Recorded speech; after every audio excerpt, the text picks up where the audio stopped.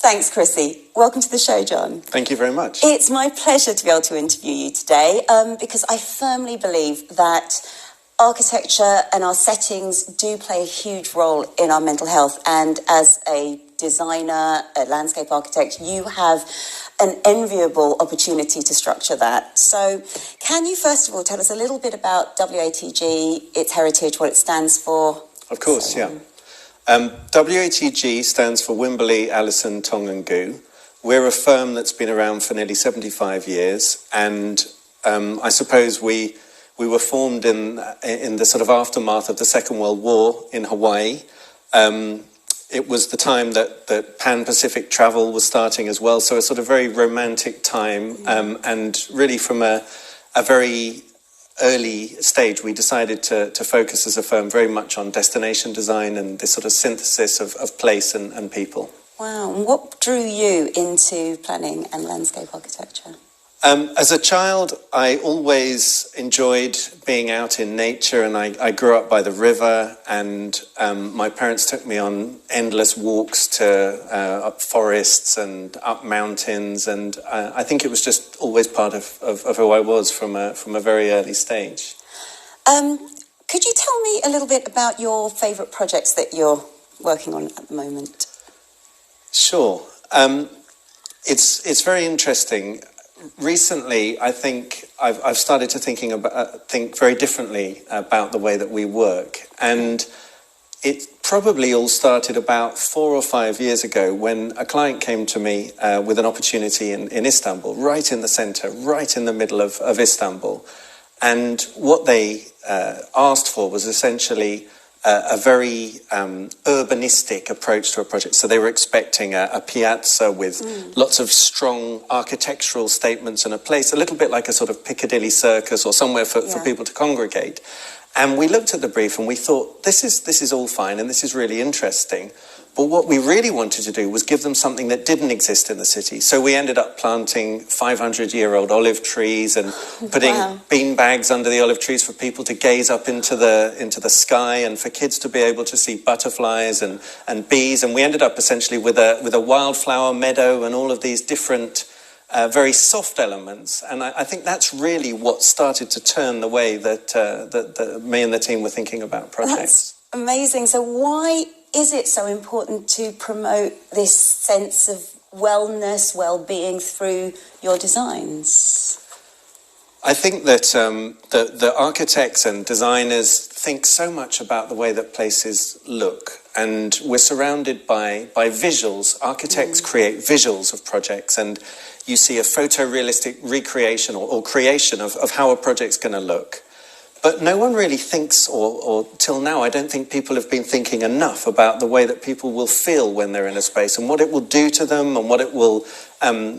sometimes people just need a place to be. They don't need to be taken on necessarily on an architectural journey to a space. They just need somewhere to go and think and sit. And I think that for so many years, architecture's been around the visual side and not really around the sensory side of things. So you're doing something actually very special. You really bring out the senses in the work that you do. So how do you incorporate all of those senses into your projects?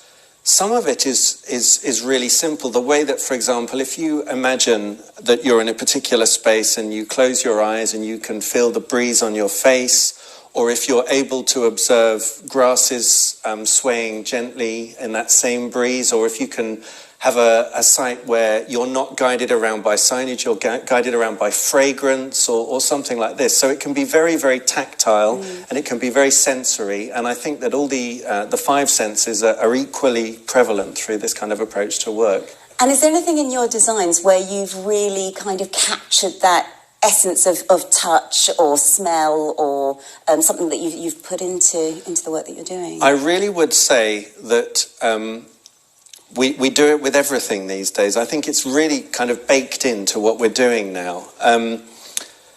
For example, it could be something as simple as the smell of food in a particular place, or something that's quite kind of high level, or it could be something that really speaks to something far more personal about a certain fragrance from a plant, or a certain, we've experimented with barefoot biophilic gardens where you take your shoes and socks off and you walk through a space and you experience this notion really through your feet rather than the other ways of touching or interacting with something. That's amazing. And what is the timescale for this kind of work? Well, that's the problem.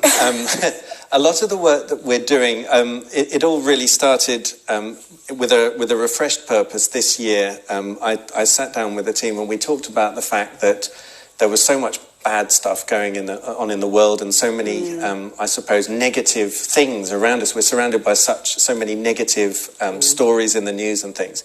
And we decided that we would put a positive spin onto every single project that we were doing, and we would always try and embrace this sort of positivity in everything we're doing. But the problem is that it takes a while for these projects to get built. So things that we were concepts and ideas and this sort of more of an understanding, hopefully, of wellness and mental health that we were talking about in January is going to start being constructed later this year and obviously into next year. That's amazing. And when it comes to our human interaction with places, we do attach to things. We build memories into them, and sometimes people feel that architects come in and then they just tear things down and put something brand new up there, but that's not what it is you're doing. So how does your work differ? I think that a lot of stories that you talk about that are constructed were there as layers of history. So if you take any place, whether it be London or Stonehenge or wherever you might think, this idea that there are many, many layers of history and time, and these are sort of overlaid with human interaction. It might be agriculture, or it might be trade routes, it might be the river through the city or something like that. And again, architects tend to be thinking about themselves and expressing their particular philosophy through their buildings, which is what you're talking about. But I think that often it's the stories in the land, and even just letting the land speak are the most interesting things of all. And again, not thinking about the way that something necessarily looks, because we're so visually based in my profession, thinking about this notion of how people interact with a space and thinking about how people, it might not even be the focus on people enjoying themselves in a place. It might just be a place to just go and express themselves or be creative or just sit and do nothing. That's amazing. And where do you feel that architecture can really make that impact on mental health and well-being and growth and thriving? In Mauritius at the moment, we're working on a project, a smart city. And a smart city is basically this notion where you use technology and new ideas, the Internet of Things, to create urban situations. But we've really pushed back against that and used Mother Nature to guide us through the design of the project. For example, we're looking at creating places where people can sit outside in a place. Again, Mauritius is a developing country, and typically people sit at home and watch football with their family, or sort of socialise in a very internal space. And we've looked at this idea of creating an alfresco community where people can go and congregate. And again, this is in the developing part of Mauritius, where there's all sorts of people that wouldn't normally have exposure to this kind of lifestyle. And as a result of that, they're able to go and, as I said, express themselves or congregate or socialise. And I think a part of that is this understanding that their mental health and their wellness and their whole way of being is influenced by the space that they're in. That's amazing. Thank you so much for being on the show, John.